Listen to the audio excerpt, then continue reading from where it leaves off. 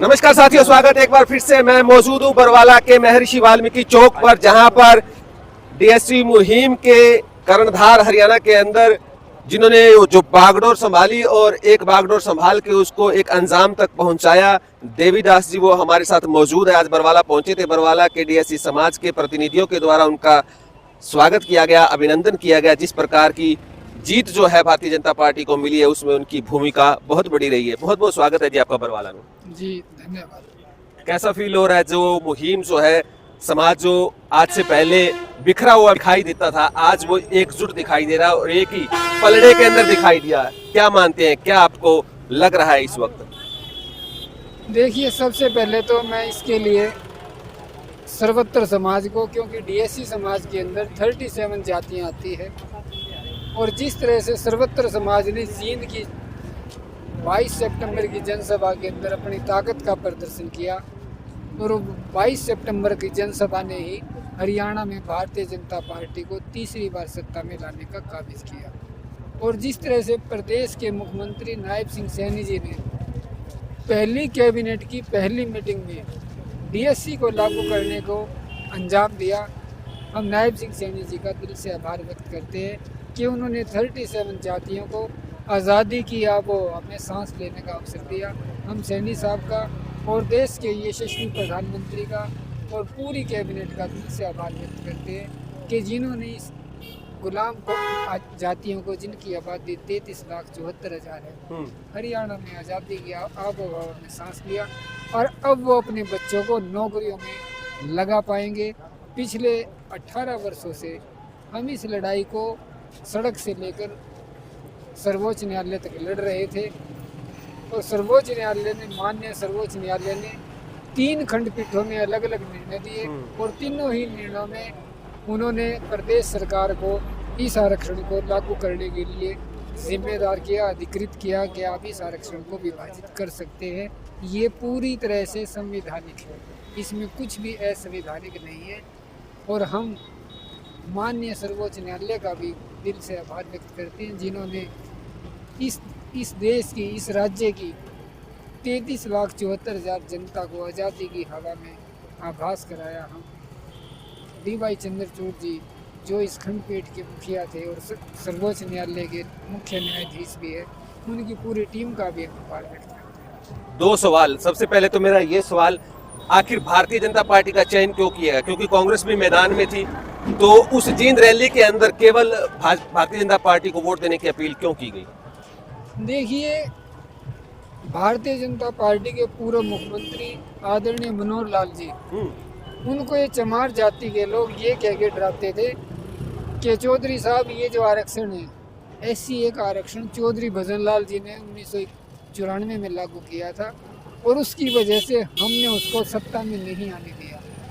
जब ये बयान मीडिया के माध्यम से हमारे पास घूम फिर कर आया, हमने इस बयान को मुरम्मत करके, रिपेयर करके फिर से समाज में प्रचारित किया कि इस आरक्षण को चौधरी भजनलाल ने लागू किया था और माननीय भूपेंद्र सिंह हुड्डा ने वर्ष 2006 में इस आरक्षण को ख़त्म किया था।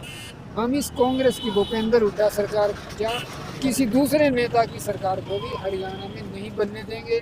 और जिसकी वजह से हमने इस 22 सितंबर की जनसभा से एक बहुत बड़ा संदेश जारी करने की कोशिश की है कि जो पार्टी, जो सत्ता डीएससी के अधिकारों को छीनने का काम करेगी, हम उसको नेस्तनाबूद करने का काम करेंगे।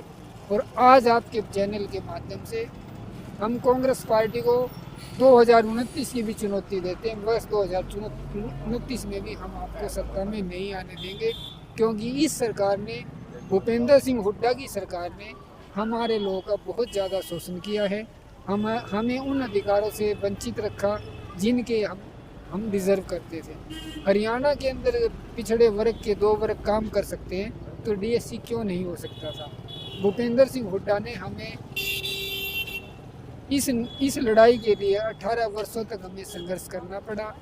और जिस तरह से भगवान राम का 14 वर्षों के वनवास के बाद राज तिलक होता है, माननीय नायब सिंह सैनी ने इसको पहली कैबिनेट की पहली मीटिंग से पास कर डीएससी समाज के 33,74,000 लोगों को न केवल राज तिलक किया, बल्कि उनको राम राज्य का टिकट जारी कर दिया है।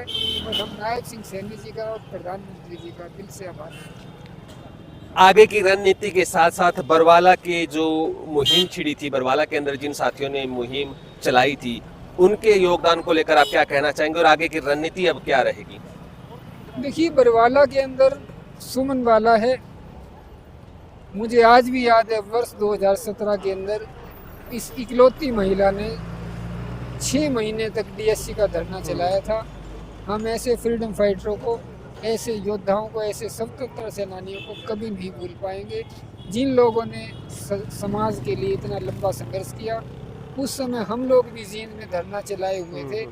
हम लोगों ने 13 महीने जींद में धरना किया और उस धरने के दौरान हमारे पर अनेक मुकदमे पुलिस ने दर्ज किए। 7 मुकदमे हम पे दर्ज हुए थे, मगर हमने इस बात की कतई परवाह नहीं की। और मैं बरवाला के सुमन के साथ साथ प्रत्येक उस व्यक्ति का भी आभार व्यक्त करता हूँ जिन्होंने उस धरने में अपना अंशदान दिया, अपना सहयोग दिया, अपना शारीरिक तौर से उसमें उपस्थिति दर्ज कराई या आर्थिक तौर से मदद किया। हम उनका सभी का धन्यवाद करते हैं। आगे की रणनीति देखिए, आगे की रणनीति हमारी बड़ी सुस्पष्ट है। फरवरी 2025 में दिल्ली में विधानसभा चुनाव होने जा रहा है। दिल्ली के अंदर अगर मैं समस्त डीएससी की बात करूं तो 65 से 70 लाख आबादी है, और यदि मैं अकेले वाल्मीकि समाज की बात करूं तो 35 लाख आबादी है। यदि सरकार हमें दिल्ली में काम करने का अवसर देती है तो हम केंद्र सरकार के साथ साथ राज्य सरकार को भी अनुरोध करते हैं कि हमें दिल्ली में काम करने का अवसर दे।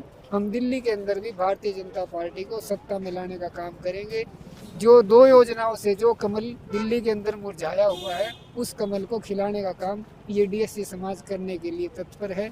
और आने वाले समय में पंजाब के अंदर भी ये जो डीएससी का आरक्षण है वो लंगड़ी लुल्ली अवस्था में है। पंजाब के अंदर नौकरियों में आरक्षण है, मगर स्कूल कॉलेज के एडमिशनों में ये नहीं है। हम पंजाब में भी इसको लागू कराने का काम करेंगे।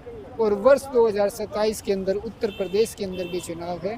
अब हमारा जो उत्तर प्रदेश के डीएससी का समाज है वो बहुत जल्द मथुरा के अंदर एक बहुत बड़ा कार्यक्रम हमारे सम्मान में करने जा रहा है। हम उत्तर प्रदेश सरकार को इस सम्मान कार्यक्रम के माध्यम से ये आग्रह करेंगे कि वो इसे लागू करे, वरना डीएससी समाज अपनी ताकत दिखाएगा। अगर योगी जी हमारी मांग को मानते हैं, क्योंकि मैंने उनका एक लेख पढ़ा था, उन्होंने शेड्यूल्ड कास्ट आरक्षण को 3 खंडों में बांटने का प्रपोजल बनाई हुई है। अगर मैं उस प्रपोजल को जिस तरीके से मैंने पढ़ा, अगर मोदी जी के आशीर्वाद से योगी जी से लागू करते हैं तो हम निश्चित तौर से उत्तर प्रदेश के चुनाव में योगी जी की दिल से मदद करेंगे, उनके प्रचार में हिस्सेदारी लेंगे और ज़्यादा से ज़्यादा डीएससी समाज को भारतीय जनता पार्टी के साथ जोड़ने का काम करेंगे। और ये जो बुआ भतीजे हरियाणा में आकर डीएससी के ऊपर व्यंग बाण कसते हैं, इन दोनों को इनके घरों में जाकर ही इन पर हमला करेंगे और इन दोनों को वहाँ पर हराने का काम करेंगे।